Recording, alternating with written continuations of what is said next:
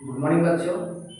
तो मैं विवेक रंजन आज आपके सामने क्लास 10 मैथमेटिक्स के एक नया चैप्टर ट्रिग्नोमेट्री को लेकर आया हूँ। जैसे कि ये चैप्टर स्टेट बोर्ड और सीबीएसई में ये क्लास 10 से शुरू होता है ट्रिग्नोमेट्री, लेकिन अगर हम लोग देखने जाएंगे आईसीएसई पे तो आईसीएसई पे ये चैप्टर क्लास 9 से शुरू हो जाता है। अगर क्लास 10 में हम लोग देखते हैं तो ये बच्चा के लिए एक नया सा टॉपिक बन जाता है, क्योंकि हम लोग 10 से पहले ये ट्रिग्नोमेट्री को जस्ट नॉलेज हम लोग के पास नहीं रहता है, क्योंकि ट्रिग्नोमेट्री क्लास 10 के लिए नया हो जाता है। तो हम लोग कोशिश करेंगे कि इस चैप्टर को पूरा हम आपके सामने बेस से स्टार्ट करेंगे, ठीक है। तो जैसे कि आप देख रहे हैं कि ट्रिग्नोमेट्री चैप्टर का नाम है ट्रिग्नोमेट्री, और ये एक वर्ड जो ट्रिग्नोमेट्री आया हुआ है, ये ट्राई मींस होता है 3 और गोनिया मींस होता है एंगल और मेट्रोन मींस होता है मेजरमेंट। अगर इन तीनों को हम लोग मिला के देखते हैं तो आपके सामने मिलेगा trigonometry is the branch of mathematics. ये गणित की वो शाखा है which deals with the measurement of three angles of a right angle triangle। मतलब इस ट्रिगोनोमेट्री में हम लोग बात किसके बारे में करने वाले हैं? हम लोग बात करने वाले हैं एक राइट एंगल ट्राइंगल के बारे में, और राइट एंगल ट्राइंगल के मेजरमेंट ऑफ थ्री एंगल्स। हम लोग इसमें मेजरमेंट ऑफ थ्री एंगल्स के बारे में बात करेंगे, ठीक है। जैसे कि हम लोग जानते हैं कि अगर हम लोग टाइप्स ऑफ ट्राइंगल देखते हैं अकॉर्डिंग टू साइड, तो हमारे पास एक्यूट एंगल ट्रायंगल होता है, राइट एंगल ट्रायंगल होता है, ऑब्ट्यूज एंगल ट्रायंगल होता है। उसमें से ट्रिगोनोमेट्री पे जो हम लोग बात करेंगे वो राइट एंगल ट्रायंगल के ऊपर। तो राइट एंगल ट्रायंगल किस तरह से होता है, ये आपके सामने एक राइट एंगल ट्रायंगल रखा है। हम लोग पूरा बेसिक से समझने का कोशिश करते हैं, ठीक है, क्योंकि जो क्लास 10 पे ये चैप्टर होता है तो बच्चा के लिए ये बिगिनर्स जस्ट स्टार्टिंग होता है, इसीलिए हम लोग पूरा बेस से समझेंगे। तो ये एक राइट एंगल ट्रायंगल है। इस राइट एंगल ट्रायंगल पे आप राइट एंगल ट्रायंगल मींस क्या होता है कि इसका एक एंगल 90 डिग्री होता है। सपोज कर लीजिए कि हमने इस ट्रायंगल को नाम दे दिया ए बी सी, ये एक राइट एंगल ट्रायंगल है। अगर इस ए बी सी पे आप देखेंगे तो angle B is equal to क्या है, 90 डिग्री है। अगर बी एंगल 90 डिग्री है मतलब हमें पता है कि जो sum of three interior angle of a triangle होता है वो 180 डिग्री होता है।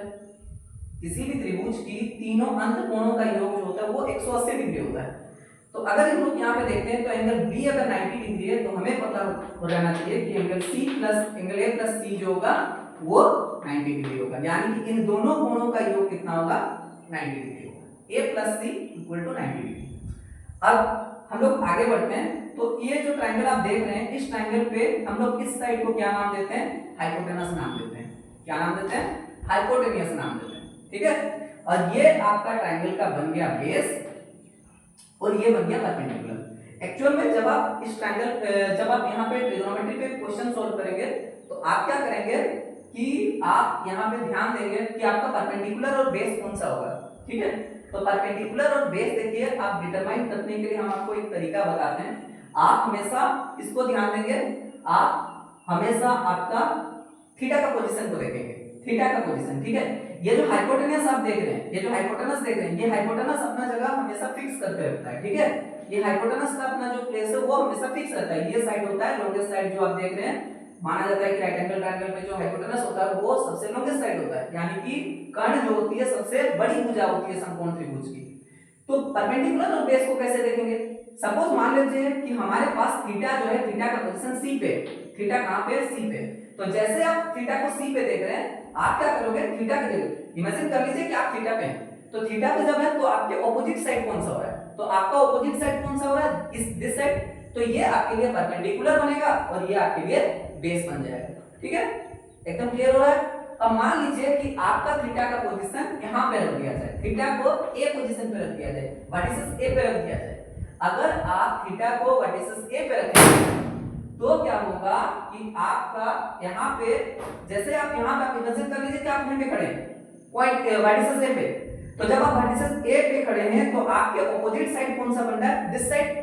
ये साइड आपका ऑपोजिट साइड हो रहा है, तो ये साइड अगर आपका ऑपोजिट साइड होगा तो ये आपके लिए परपेंडिकुलर बन जाएगा और ये आपके लिए बेस बन जाएगा, ठीक है, करेक्ट। अब हम लोग आगे बढ़ते हैं। जैसे हम लोग आगे बढ़ेंगे इसमें हम लोग को एक चीज क्लियर करना होगा, क्या वो होता है, थोड़ा सा प्रीवियस नॉलेज हम लोग लेके आते हैं, पाइथागोरस थ्योरम। पाइथागोरस थ्योरम, तो पाइथागोरस थ्योरम ये बोल रहा है कि h² = p² + b²। इसका मतलब हुआ कि कर्ण का स्क्वायर बराबर लंब का स्क्वायर प्लस आधार का स्क्वायर, हाइपोटेनस का square equal to perpendicular square plus base square. ठीक है, अब यहां से हम लोग को अगर मान लीजिए कि आपको परपेंडिकुलर निकालना है तो आप क्या करोगे, perpendicular square is equal to h square minus b square करना। और अगर मान लीजिए कि सपोज आपको बेस निकालना है तो base square is equal to h square minus b square कर दोगे। ये तीन फॉर्मूला आपके लिए बहुत ही इंपॉर्टेंट है, आपको सोल्व करवाने के लिए क्वेश्चन आपको ये तीनों फॉर्मूला आना चाहिए कि जब आप हाइपोटेनस, बस ये याद इतना रखना है कि हाइपोटेनस जब आप निकालने जाएंगे तो परपेंडिकुलर स्क्वायर और बेस स्क्वायर इन दोनों का एडिशन होता है, सम होता है। और जब आप परपेंडिकुलर निकालने जाएंगे तो हाइपोटेनस स्क्वायर से माइनस बेस स्क्वायर कर देंगे, जब आप बेस निकालने जाएंगे तो hypotenuse square minus perpendicular square होता है, क्योंकि हाइपोटेनस जो होता है लॉन्गेस्ट साइड होता है, इसीलिए हम लॉन्गेस्ट साइड से सब्ट्रैक्ट कर रहे हैं। ठीक है, तो ये हमारे पास राइट एंगल ट्रायंगल है। आप बार बार ध्यान दीजिएगा कि थीटा का पोजीशन कहां पे, अब जहां पे आपका थीटा होगा उसके ऑपोजिट से परपेंडिकुलर लेना है। सपोज थीटा सी पे है तो सी के लिए perpendicular A B, suppose theta A पर है तो ए के लिए परपेंडिकुलर बी सी। क्लियर हुआ? अब हम लोग क्या करेंगे कि इस ट्रिगोनोमेट्री पे हम लोग कुछ रेशियोज के बारे में बात करते हैं। तो कौन कौन सा रेशियोज है, तो ट्रिगोनोमेट्री पे हम लोग 6 रेशियो के बारे में बात करेंगे। 6 रेशियो होता है हमारे पास। पहला जो होता है that is sine theta. Sine theta, sine theta is equal to होता है p upon h, that is perpendicular upon hypotenuse, यानी कि परपेंडिकुलर बाय हाइपोटेनस कर देंगे sine theta. cos theta, cos theta बराबर होता है b बाय h, यानी कि base upon hypotenuse, base upon hypotenuse. tan theta is equal to होता है p by b, that is perpendicular by perpendicular upon base, perpendicular upon base. Correct है? अब हम लोग आगे बढ़ते हैं। आपको जैसे ही sin थीटा, cos थीटा और tan थीटा का वैल्यू पता चल गया, आप क्या करेंगे बच्चों, sin को जस्ट रेसिप्रोकल कर देंगे तो आपको cosec थीटा का वैल्यू पता चल जाएगा। दैट इज cosec थीटा क्या होता है, इसको रेसिप्रोकल कर देते हैं हम लोग, p बाय h को लिखेंगे h बाय p, और cos को जब आप रेसिप्रोकल करेंगे तो आपको मिलता है sec theta, sec theta is equal to b by h, और tan को जब आप रेसिप्रोकल करेंगे तो आपको मिलेगा cot थीटा, और cot theta is equal to b by p।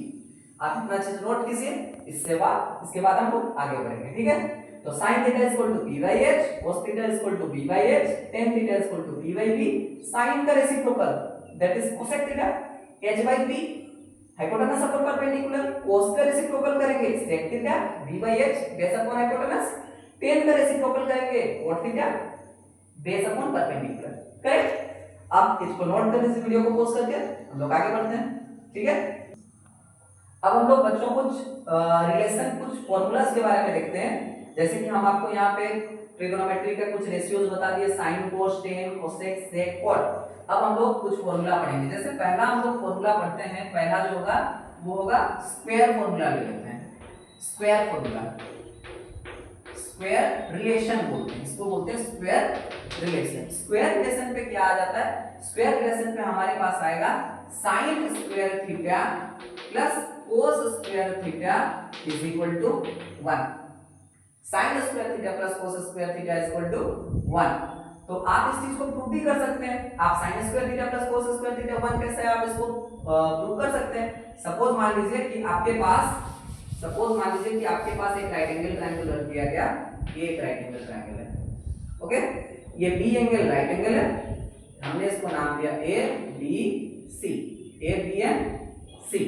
तो ये हाइपोटेनस हो गया, दिस साइड का परपेंडिकुलर, ये आपके लिए बेस हो गया। ओके, तो यहाँ पे अगर आप साइन का वैल्यू निकालने जाएंगे तो sine theta is equal to होगा p बाय h, और cos का वैल्यू अगर आप निकालने जाएंगे तो cos theta is equal to होगा b बाय h।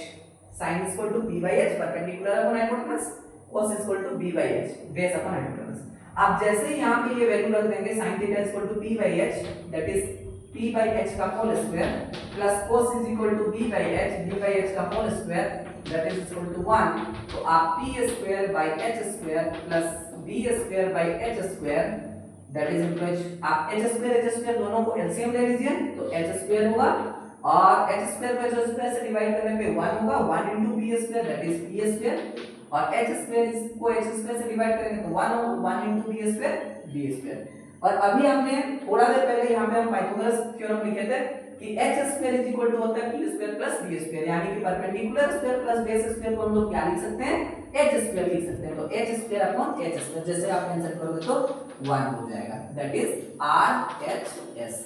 तो आप ऐसे इस तरह से आप sin square theta plus cos square theta equal to 1 को प्रूव कर सकते हैं। ठीक है, हम लोग इससे आगे नेक्स्ट वीडियो में हम लोग इससे आगे जो रिलेशन होता है स्क्वायर रिलेशन उस पे जाएंगे। ठीक है, आज के लिए इतना ही।